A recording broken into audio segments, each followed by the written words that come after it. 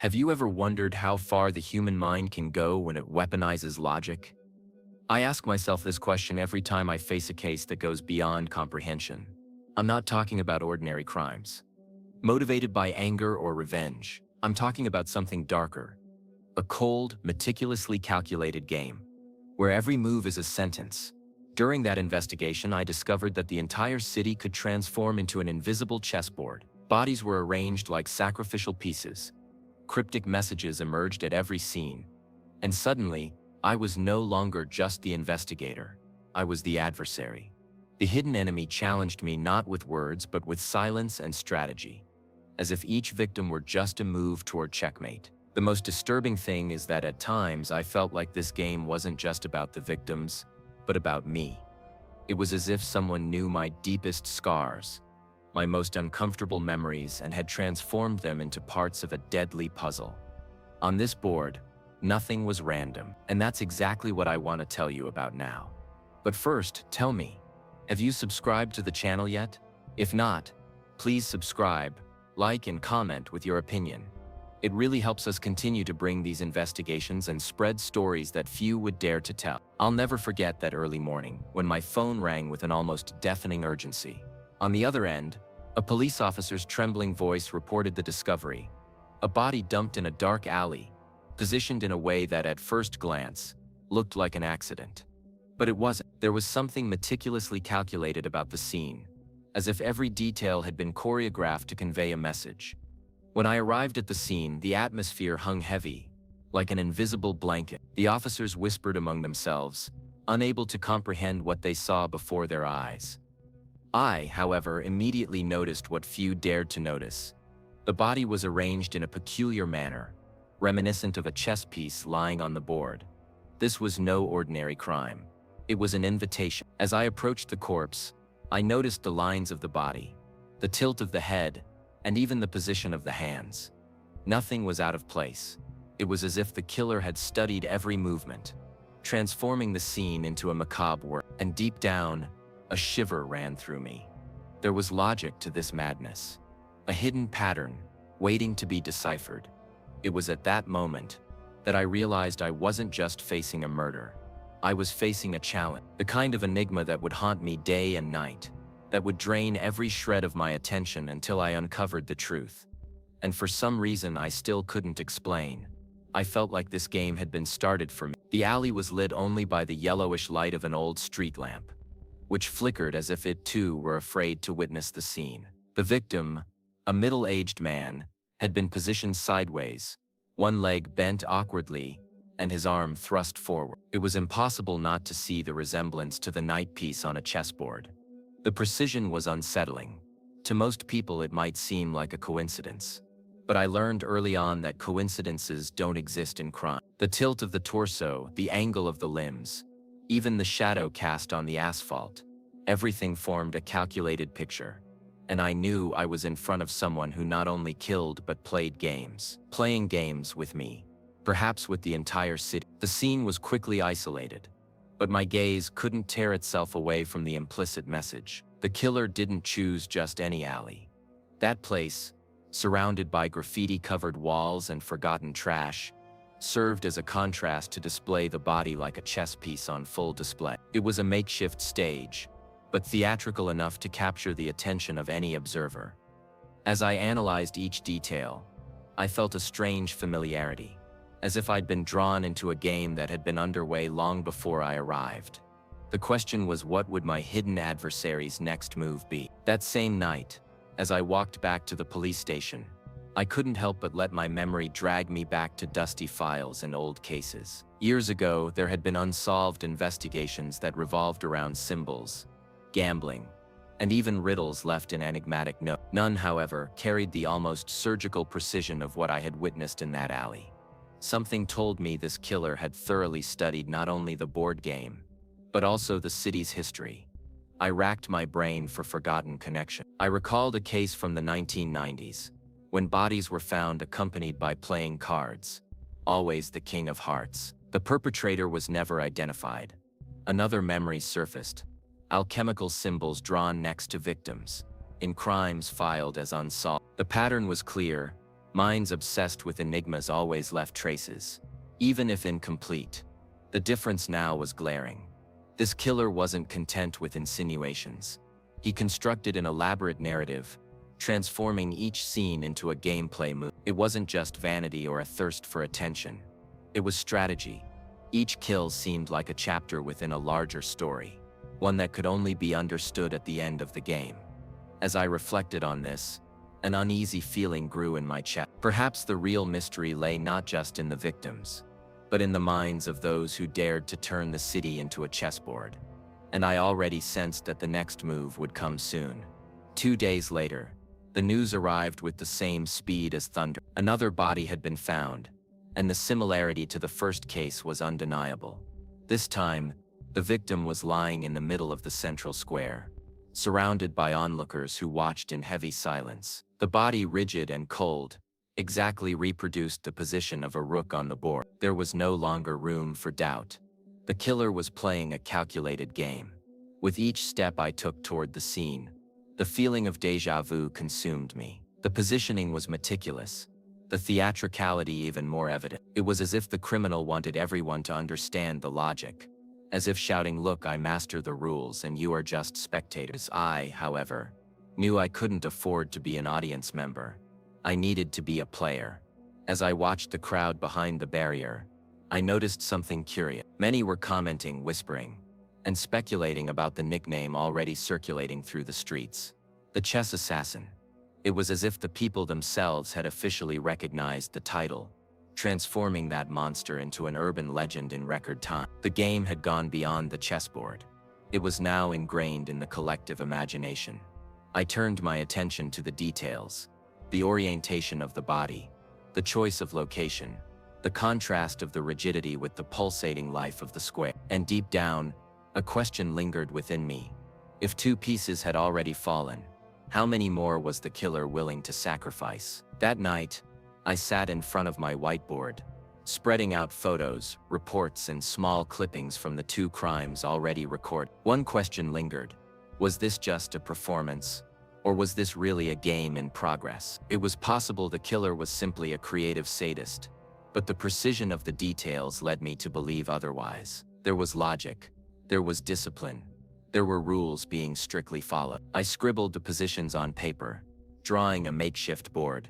The knight, the rook, these weren't random pieces. Each represented power, strategy, sacrifice. I began to wonder if we might be facing an adversary who wanted to teach us something. Someone who saw life and death as coldly calculated moves. When I shared my hypotheses with the team, I was met with mixed looks. Some incredulous, others terrified at the idea that we were actually playing a deadly game. Most disturbing, however, was that no one could completely rule out the possibility. The feeling of always being one step behind the killer gnawed at me. And it was in this tense atmosphere that a dark thought struck me. If the assassin was truly playing, he wouldn't stop until he achieved checkmate. But who was the king he intended to overthrow? The next morning, the newspapers were already splashing the headlines in bold letters.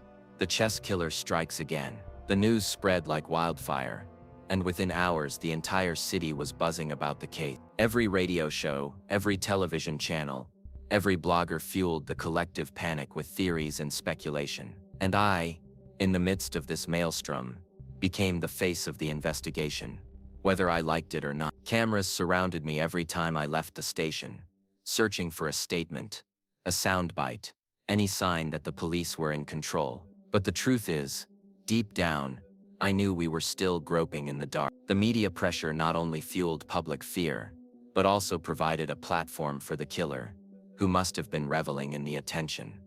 What bothered me most was the weight of the words that were beginning to circulate.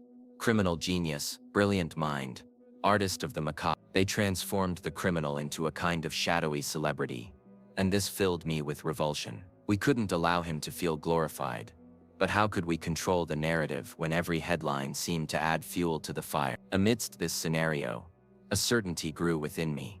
The more the case gained the spotlight, the faster the killer felt compelled to make his next move. It was as if we were unwittingly fueling the game he had started. It was during the thorough examination of the second body that I noticed something small but disturbing. A carefully folded note, hidden under the victim's sleeve. It contained only 2 characters. C4, nothing more. At first, the officers thought it was a simple note, perhaps something personal. But to me, the code sounded too familiar to ignore. It was chess notation. In the first case, a similar detail had gone unnoticed. A faded symbol on the floor, drawn in white chalk, read E5. In the Russian shock of discovery, the mark had been dismissed as childish vandalism. Now the connection was clear. The killer wasn't just acting out positions on the board. He recorded every move as if inviting us to follow the game. I spent hours comparing my notes with classic chess openings. Every move was part of familiar sequences, strategies used by masters of the game to gain an advantage in the very first moves. It felt like reading a playbook, only written with human lives. As I stared at those notes, an uneasiness throbbed in my mind. If the killer was truly replicating a famous game, the question wasn't just deciphering the next moves. It was figuring out which game he'd chosen, and most importantly, what fate awaited him at the end of this macabre contest. I realized that following the physical trail wasn't enough. If I wanted to decipher the game, I needed to delve into the mind of the person conducting it. I then invited Dr. Helena, a specialist in criminal behavior, to a meeting at the police station. She listened attentively to every detail, from the positions of the bodies to the notes on the move. Her eyes shone with a peculiar uneasiness, like someone who's discovered a compelling puzzle.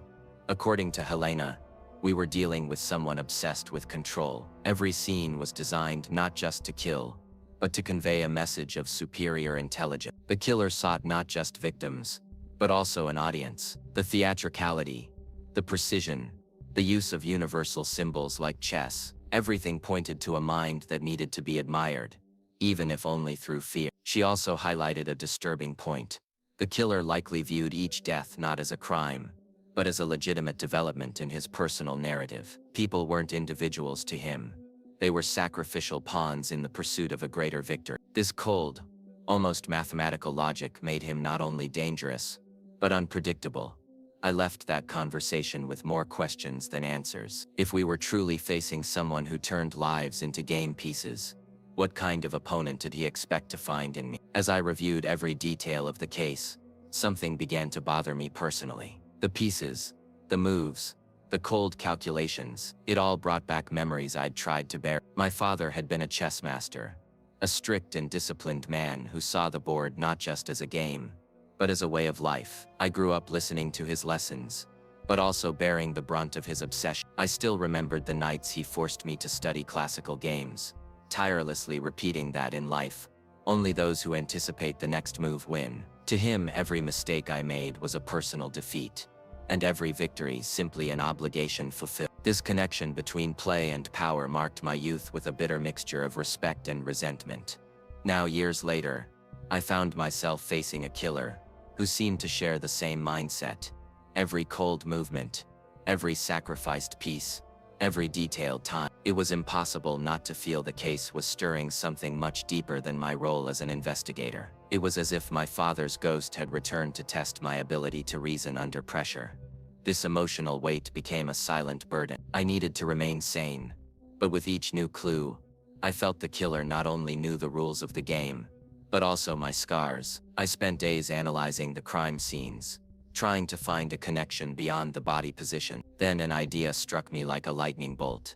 What if the city were the chessboard? I grabbed the urban map, marked the spots where the bodies had been found, and little by little, the picture began to emerge. The positions formed a pattern reminiscent of chess squares scattered across streets and avenues. The more I drew, the more the painting made sense. Each location seemed strategically calculated, as if the killer had superimposed a giant chessboard over the city. This wasn't just an isolated homicide or a string of crimes connected by symbols. It was a larger plan, a living game, on an urban scale. The entire city had become the stage for the contest. The discovery left me with mixed feelings. On the one hand, it was fascinating to realize the genius behind the construction of this invisible board. On the other, it was disturbing to think that the killer had such control over the urban space, choosing every corner with millimeter precision. I felt small before the dark grandeur of that strategy, and as I stared at that map, with its crisscrossing lines and red dots, I couldn't help but wonder, If the city was the board, which square was I positioned? With the invisible board before me, the inevitable question was, what would be the next move? I picked up the killer's notes again, the tickets with the squares marked, and began to cross-reference everything with the positions that had already been filled. The logic of the game unfolded with frightening clarity. I no longer saw bodies, but pieces advancing in a game in full swing. I spent hours comparing sequences of classic moves. If the opening I'd used was truly what I'd imagined, the next move was practically determined. But there was a problem.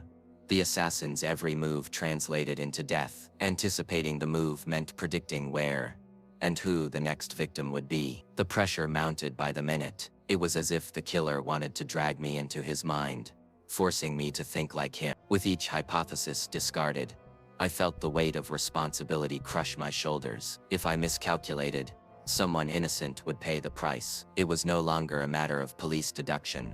It was a game of life. And deep down, a dark thought wouldn't leave me alone. Perhaps the killer knew I was about to perform this analysis. Perhaps he'd left this very trail to lead me straight into the trap. As I reviewed the notes, I realized something that chilled me to the core. They weren't just random plays. They were provocations. The notation seemed written for someone specific, as if the killer expected the recipient to understand the challenge. And the more I reflected, the clearer the uncomfortable feeling became. The player on the other side of the board was me. It was strange to think that each death wasn't just a consequence of a cold pattern, but a silent dialogue between me and him. I was summoned, forced to play. The tickets weren't simple records of play. They were letters from an invisible opponent, a communication disguised as mathematical logic. He wanted my attention, my reasoning, my response. I began to analyze the tone of this communication. There were no insults, nor explicit threats, just the assurance that I should follow the game. It was as if we were at a real chess table, and with each move he was awaiting my move. This detail revealed something crucial. The killer saw me not as a persecutor, but as a worthy adversary. And it was at that point that I understood the gravity of what I was facing. I wasn't just investigating a criminal. I was being challenged by a player who saw me as the centerpiece of his game. The game, after all, was never against the city. It was against me. The third note I found didn't just contain a play notation. Upon opening it, I noticed the immediate difference. The handwriting was firm, elegant, almost artistic, as if the author had savored every stroke. And in the center of the small sheet, a short, direct sentence, impossible to ignore. Your play detective. It was at that moment that I no longer had any doubts. The game didn't just involve me. It belonged to me.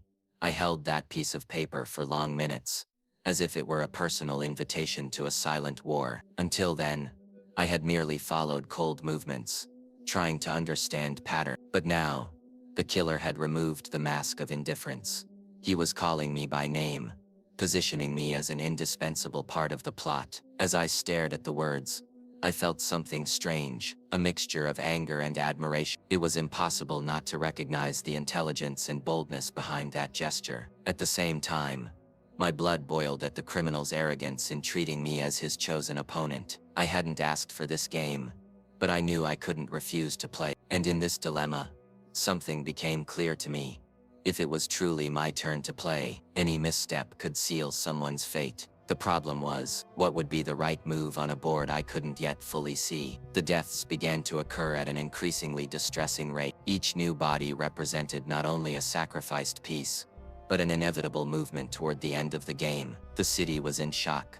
But for me, it felt like I was being pushed against the wall with no time to breathe. The board was moving forward, whether I wanted it to or not. With each scene, the pattern became clearer, and this, rather than reassuring me, increased the weight of responsibility. I could foresee what was coming, but I couldn't prevent it. It was like watching a familiar classic game, where the outcome is inevitable, and the player can only watch their own checkmate being announced. The newspapers spoke of police failure.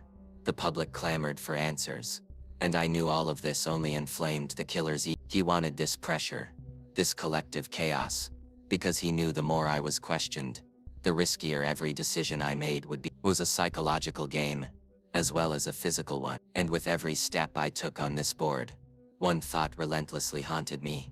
If the ultimate goal was checkmate, Who would be the piece chosen to fall last? It was during a lonely early morning, with stacks of reports spread across the desk, that an almost unnoticed detail leapt out at me. All the victims, without exception, had ties to the same place, a former chess club in the city. The place had been closed years ago, after allegations of illegal gambling, but it still lingered in the memory of the older generation as a meeting place for brilliant and troubled minds. The first victim was a former club employee. The second, a regular competitor in the clandestine matches. The third, curiously, had worked as a referee in tournaments that were never officially registered. It was impossible to deny. There was a tenuous but undeniable line connecting them all to the same circle. This discovery added a new layer to the enigma. The killer wasn't just replicating chess moves out of vanity or obsession. He was targeting specific people, linked to a past that somehow needed to be exposed. The board, after all, wasn't just the city. It was the forgotten history of this shadowy club. And realizing this, a shiver ran down my spine. If the victims were all linked to the same place, perhaps the killer was preparing a final check against someone still part of this hidden world. But who could it be? In my research into the club's past, I came across a name that seemed to rise from the ashes. Victor, a former chess champion, known for his calculating mind, and the scandals that brought him into disgrace. Officially, Victor had died in a mysterious fire years earlier, but conflicting records indicated that his body had never been conclusively identified. The more I read about him, the more Victor's image fit the profile we'd drawn. A man obsessed with perfecting his game, pushed out of the spotlight by accusations of fraud and match-fixing, a mastermind capable of transforming every detail into part of a larger strategy. It was almost tempting to believe he was behind it all, like a ghost returning to complete the unfinished game.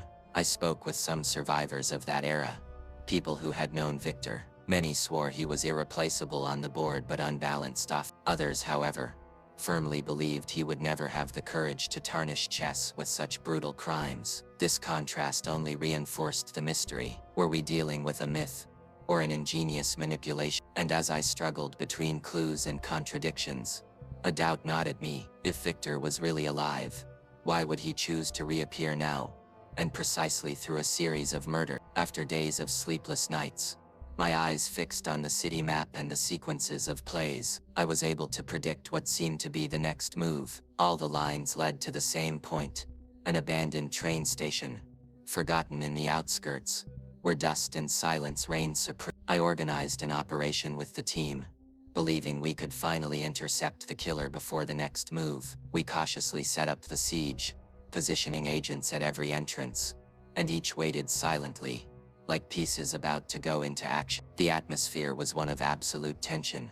Each second seemed to drag on for hours. I knew it was risky, but I also knew the game required boldness. If we were right, we could prevent another death. However, as soon as we entered the location, I realized something was wrong. The scene was set, yes, but not for the victim. It was for us. Hanging on the walls, photographs of each officer involved in the operation, including mine, watched us like mute witnesses. The killer had anticipated our move and turned our ambush into part of the spectacle. It was at that moment that I understood the depth of the challenge. I wasn't just trying to decipher a brilliant criminal. I was facing someone who calculated every step forward, who wasn't just playing with the pieces on the board, but with the players themselves. At the height of tension, during an investigation that seemed endless, I finally found something different.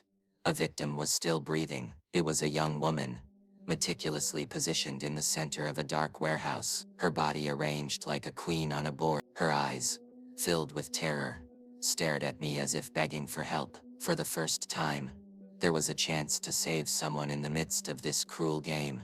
I ran to her, but realized the dilemma at hand. The victim's position was surrounded by makeshift traps, tripwires connected to homemade explosives, triggered by any misstep. The killer had made rescue part of the puzzle, and I knew any mistake would mean not only her death, but the death of all of us at the scene. As I analyzed the scene, a painful memory flashed through me.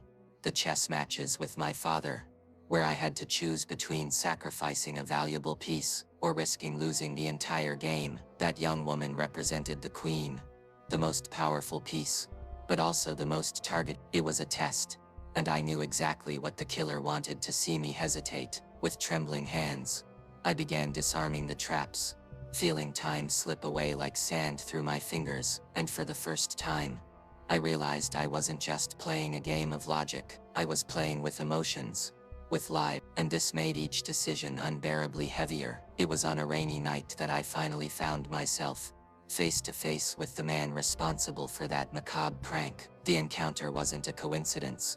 He had set the scene, almost like a master of ceremonies preparing the final act. As his silhouette appeared beneath the flickering light of a streetlight, I felt the weight of every move that had brought me there. The killer didn't seem to be running away. On the contrary, he seemed to have been patiently waiting for this moment. He spoke calmly, as if we were simply discussing a game. Every word carried the coldness of someone who believed himself above right and wrong. He revealed that every death, every staged detail, had a single purpose: to lead me there. The board wasn't the city, it wasn't the victims, it was me. I was the opponent he'd been waiting for. Hearing that was like being hit directly in the mind with a check. The victims in some way were disposable pieces in a game that ultimately was always meant to pit me against him. His obsession wasn't with chess itself, but with the personal match against me, as if only I could validate his sick genius. And in that moment, I understood that I was not facing a simple criminal. I was facing someone who had turned his own life into a game of logic and blood, and who now,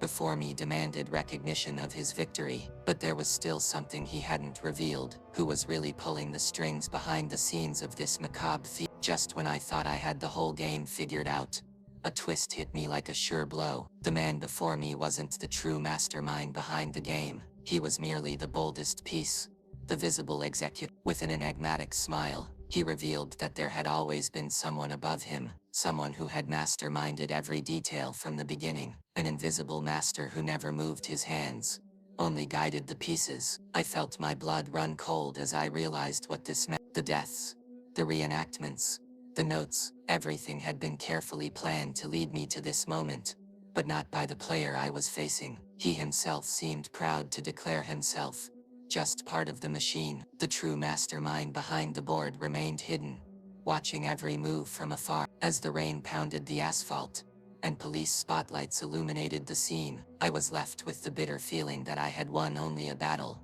not the war. Checkmate, after all, had not yet been delivered. The true adversary remained in the shadows, waiting for the right moment to reveal itself. And that night, as I left the scene, I carried with me the certainty that the game was far from over. Because if there's one thing I've learned throughout this investigation, it's that in games like this, the final move never belongs to the person we think it does. At the end of this investigation, I realized that the true lesson lay not only in deciphering the killer, but in understanding the depths of the human mind when lost in its own obsession. Each sacrificed piece, each life taken, reminded me that logic without empathy is a devastating weapon, and that no matter how brilliant a strategy, if it's born of emptiness, it always ends in destruction. I carry with me a bitter reflection. Often the biggest board is not in front of us, but within us. We are forced to make choices, to sacrifice something, to calculate risks, and in the end that is what defines us. It's not the easy victories,